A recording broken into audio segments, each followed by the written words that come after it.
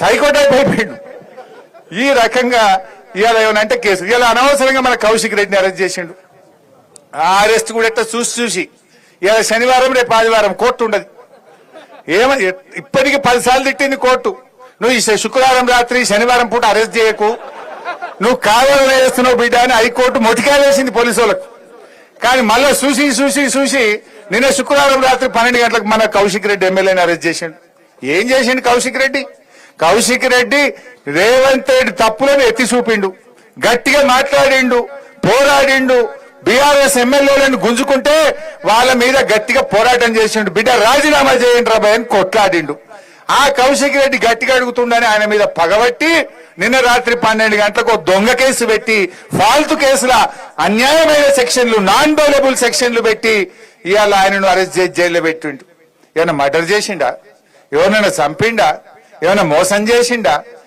ఇవాళ ఒక ఫాల్తు కేసులో, అక్రమ కేసులో ఇరికిచ్చి ఇవాళ ఆయనను జైల్లో పెట్టే ప్రయత్నం చేస్తాడు.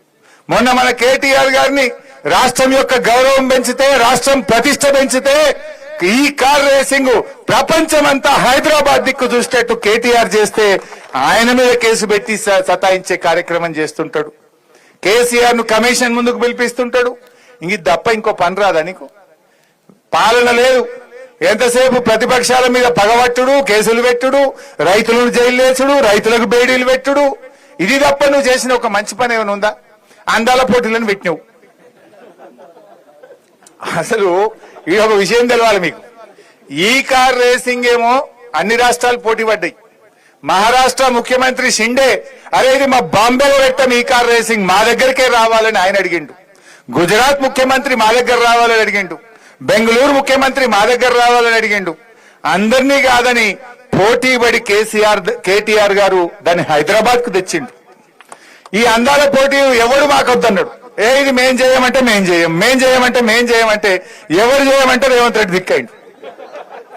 దాన్ని తెచ్చి నేనేందో ఉద్ధరిస్తా అంటే మొత్తం ఇజ్జత్మానం పోయింది రాష్ట్రంది. ఏమైందో మీకు తెలుసు కదా.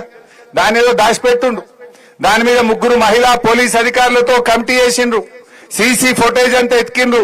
రేవంత్ రెడ్డి చుట్టూ ఉండే 2 నాయకులే ఆ మిస్ ఇంగ్లాండ్ పట్ల మిస్బిహేవ్ చేస్తే ఆమె తిట్టి పోటీల నుంచి విరమించుకొని ఇంగ్లాండ్ కు వెళ్లిపోవడం. ఈ రాష్ట్రం పరువు తీసిండు రేవంత్ రెడ్డి, దేశం పరువు తీసిండు ఇవాళ రేవంత్ రెడ్డి గారు. నువ్వు చేసిన ఉద్దారకం ఏంటంటే ఇజ్జత్ తీసుడు తప్ప చేసింది ఏం లేదు. మిల్లెట్స్ కు పప్పు ధాన్యాలకు తేడా తెలియదు, దేవాలయ ఏ బేసిన్ లో ఉందో తెలియదు, అందాల పోటీలు పెట్టి ఇట్లా ఇజ్జత్ తీస్తేవి. ఏంది నువ్వు చేసింది? ఇవన్నీ కూడా మనకు తెలుస్తలేవా? కానీ ఇలా ఒక్కటి మాత్రం అర్థమైంది.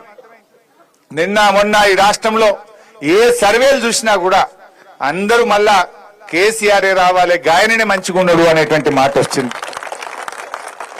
రేవంత్ రెడ్డి కూడా చెప్పకనే చెప్తాడు. నిన్న ఢిల్లీలో ఏదో చిట్ చాట్ పెట్టిండు. అలా అంటాడు, బీఆర్ఎస్ ఎక్కడుంది భయ్ అంటాడు. బీఆర్ఎస్ పైన అయిపోయింది అంటాడు. బీఆర్ఎస్ లేనే లేదు అంటాడు. కానీ కళ్ళు మూస్తే కేసీఆర్ యాదికత్తాడు, కళ్ళు తెరిస్తే కేసీఆర్ యాదికత్తాడు. అసలు రేవంత్ రెడ్డి మైకి ముంగ నిలబడితే కేసీఆర్ ముచ్చట తీయకుండా ఉపన్యాసం ఉంటుందా? బీఆర్ఎస్ లో దలవకుండా ఆయన మాట మాట్లాడతాడా? మరి అయిపోయిందంటే ఎందుకు ఊకెదలుతున్నాను? ఎందుకు నీకు అంత భయం పట్టుకున్నది?